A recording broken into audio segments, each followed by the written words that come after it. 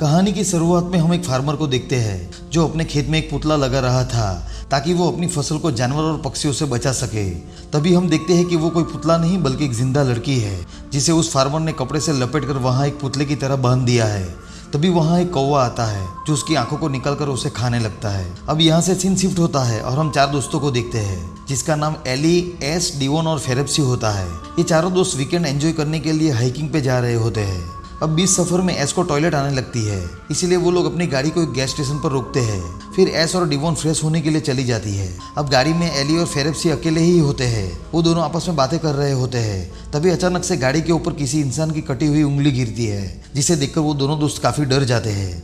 दरअसल उस उंगली को ऊपर उड़ रहे पक्षी ने नीचे गिराया था। अब फेरेप्सी गाड़ी के वाइपर से उस उंगली को नीचे गिराने की कोशिश करता है, लेकिन उस उंगली का खून पूरे ग्लास पर फैल जाता है।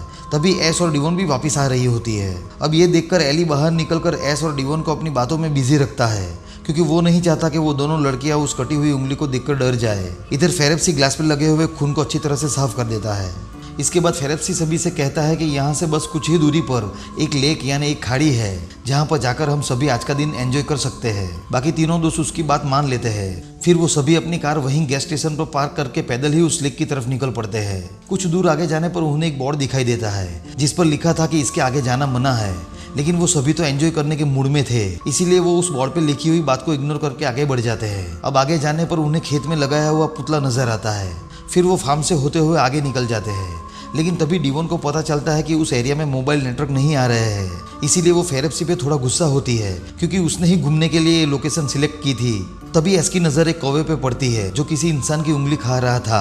अब ये देखकर एस काफी डर जाती है, लेकिन फेरेप्सी उसे झूठी कह देता है कि वो कौवा तो किसी कीड़े को खा रहा था ताकि वो दोनों लड़कियां डर न जाए। इसके बाद वो सभी वहां से आगे बढ़ जाते हैं। उसी वक्त हम खेत में एक आदमी को देखते हैं जो किसी से डरकर भाग रहा होता है। उसके चेहरे पर एक नकाब भी होता है जिसे निकालकर वो जोरों से चिल्लाकर हेल्प मांगने लगता है, लेकिन तभी पीछे से वो फार्मर आ जाता है जो उसे एक रस्सी से खींचकर नीचे गिरा देता है और अपनी कुल्हाड़ी से उस पर वार करके उसे खत्म कर देता है। इस तरफ वो चारों दोस्त चलते चलते थक जाते हैं और इन्हें डिहाइड्रेशन होने लगती है। तभी फेरेप्सी अपने पैंट में से एक वाइन कैन निकलकर एस को देता है और उन दोनों को वहीं पर रुकने को कहकर वो दोनों ऊंचाई पर लेक देखने के लिए चले जाते हैं। उनके चले जाने के बाद झाड़ियों के पीछे से कोई एस और डिवोन को देख रहा होता है। इधर ऊपर जाने पर वो दोनों देखते हैं कि एक तालाब बिल्कुल उनके सामने ही है। ये देखकर वो दोनों एस और डिवोन को भी ऊपर बुला लेते हैं।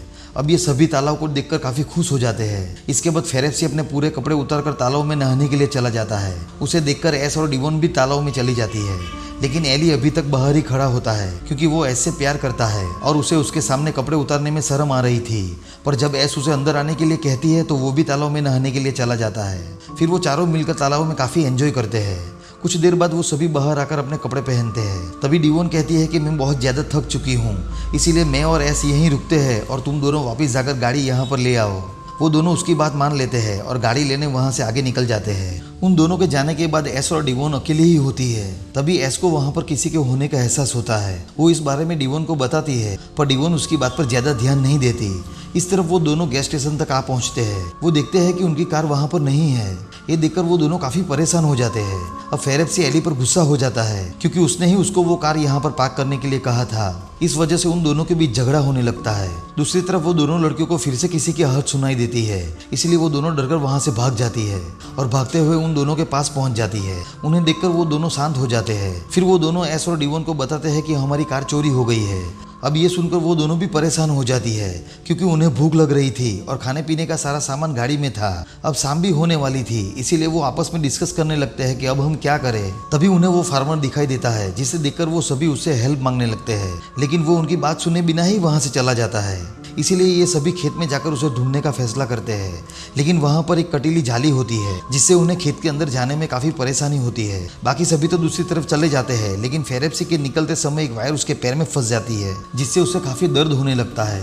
एली जल्दी से उस वायर को बाहर निकलता है, लेकिन फेरेप्सी का पैर और ज्यादा जख्मी हो जाता है। अब ये देखकर एली अपने शर्ट को उतारकर उसके जख्म पे बांध देता है। इसके बाद वो सभी उस किसान को खेत में ढूंढने के लिए आगे निकलते हैं, लेकिन फेरेप्सी ज्यादा देर तक नहीं चल पाता है, इसीलिए वो सभी एक पुतले के पास रुकते हैं। फिर फेरेप्सी और एस वहीं रुक जाते हैं और एली और डिवोन मदद ढूंढने के लिए आगे जाते हैं। लेकिन ये खेत बहुत ही बड़ा होता है, जिस वजह से वो दोनों काफी आगे निकल जाते हैं। तभी उन्हें एक घर नजर आता है, इसीलिए एली हेल्प के लिए जोरों से चिल्लाने लगता है। लेकिन डिवोन उसे शांत होने को कहती है और उसे जबरदस्ती किस करने लगती है।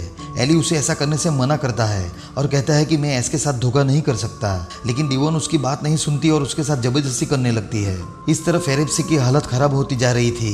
वो एस से सिगरेट पीने के लिए मांगता है। इधर एली और डिवोन एंजॉय कर रहे होते हैं। तभी अचानक से एली को सीटी की आवाज सुनाई देती है। वो कुछ समझ पाता उससे पहले वो फार्मर उस पर वार करके उसे बेहोश कर देता है। अब उस फार्मर को देखकर डिवोन काफी डर जाती है और वहां से भागने की कोशिश करती है, लेकिन वो किसान उसे भी गिरा कर बेहोश कर देता है।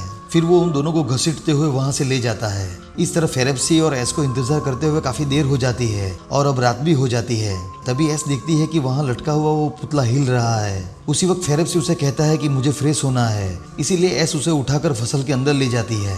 इस तरह वो फार्मर डिवोन को उठाकर अपने घर में ले जाता है, जहाँ पर हम देखते हैं कि उस किसान ने कुछ और लोगों को पहले से ही बंदी बनाया हुआ है। फिर वो डिवोन को भी वहां बांध देता है, लेकिन तभी उसे होश आ जाता है और वो जोरों से चिल्लाने लगती है।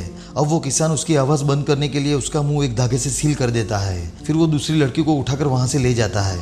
इस तरह फेरेप्सी अभी फ्रेश होके नहीं आया था, इसीलिए एस उस पुतले को ध्यान से देखने लगती है। वो देखती है कि उसमें से कुछ कीड़े बाहर निकल रहे हैं। ये देखकर वो काफी डर जाती है और फेरेप्सी को थोड़ा जल्दी आने के लिए कहती है। इधर वो किसान एली को भी उठाकर घर में ले आता है। ये देखकर डिवोन एली को होश में लाने के लिए जोरों से चिल्लाने लगती है, जिससे वो फार्मर काफी गुस्सा हो जाता है और वो एक इंजेक्शन लगाकर डिवोन को बेहोश कर देता है। फिर वो एक कपड़े का मास्क लाता है और उसे डिवोन को पहनाकर वहां से चला जाता है। इस तरफ एस फेरेप्सी को पुकार रही होती है, तभी पीछे से कोई उसे पकड़ लेता है। वो आदमी उसे चुप रहने को कहता है और बताता है कि तुम लोगों ने यहाँ पर आकर बहुत बड़ी गलती की है। फिर वो उसे अपने साथ चलने को कहता है और वो दोनों उस किसान के घर पे चले जाते हैं। वो आदमी एस को अंदर ले जाता है, जहाँ पर वो उसे बताता है कि यहाँ पर जितने भी पुतले हैं उन सब में जिंदा इंसान है और ये सब मेरे फादर करते हैं, क्योंकि मेरी मदर के मरने के बाद उन्हें सदमा लगा था, जिसके बाद वो यहाँ पर आने वाले किसी भी इंसान को नहीं छोड़ते हैं। वो दोनों बातें कर रहे होते हैं, तभी बाहर से कोई दरवाजा नॉक करता है। वो आदमी एस को छुप जाने को कहता है, क्योंकि वो उसका फादर होता है जो वहाँ पर फेरेप्सी को लाता है। फिर वो दोनों बाप बेटा फेरेप्सी को बांधने लगते हैं। अब वो किसान एली की बॉडी को एक लकड़ी के क्रॉस पर बांधकर उसके हाथ में कीले ठोक देता है। ये सब कुछ एस छुपकर देख रही होती है। उससे ये सब कुछ बर्दाश्त नहीं हो रहा था, इसीलिए वो बाहर निकलती है और एक हथियार से उस फार्मर पर हमला कर देती है, लेकिन वो फार्मर उसे मारकर उसे भी बेहोश कर देता है। फिर वो दोनों एली को बाहर ले जाकर उसका भी पुतला बना देते हैं। इधर एस को होश आता है तो वो खुद को बंधा हुआ पाती है। तभी उसके पास उस फार्मर का बेटा आता है, जो उसे खोलकर बाहर ले जाता है। फिर वो उसे टॉर्च देता है और उसे कहता है कि तुम जिस रास्ते से यहाँ आई थी उसी रास्ते से वापस चली जाना। लेकिन तभी वहाँ पर वो हैवान फार्मर आ जाता है और उन दोनों को बातें करते हुए देख लेता है। ये देखकर फार्मर का बेटा एक चाकू अपने फादर की तरफ कर देता है और एस को वहाँ से बाहर निकाल देता है। लेकिन इसके बाद वो अपने डैड से माफ़ी मांगने लगता है। तभी वो फार्मर उसी चाकू से उसे भी मार डालता है। इधर एस भागने की कोशिश करती है, लेकिन उसे बाहर निकलने का कोई भी रास्ता नहीं मिल रहा था। तभी उसे एक पुतला दिखाई देता है, जिसे वो एली समझकर उसके पास जाती है, लेकिन वो वही हैवान फार्मर होता है, जिसे देखकर एस वहां से भागने लगती है। वो फार्मर भी उसका पीछा करने लगता है।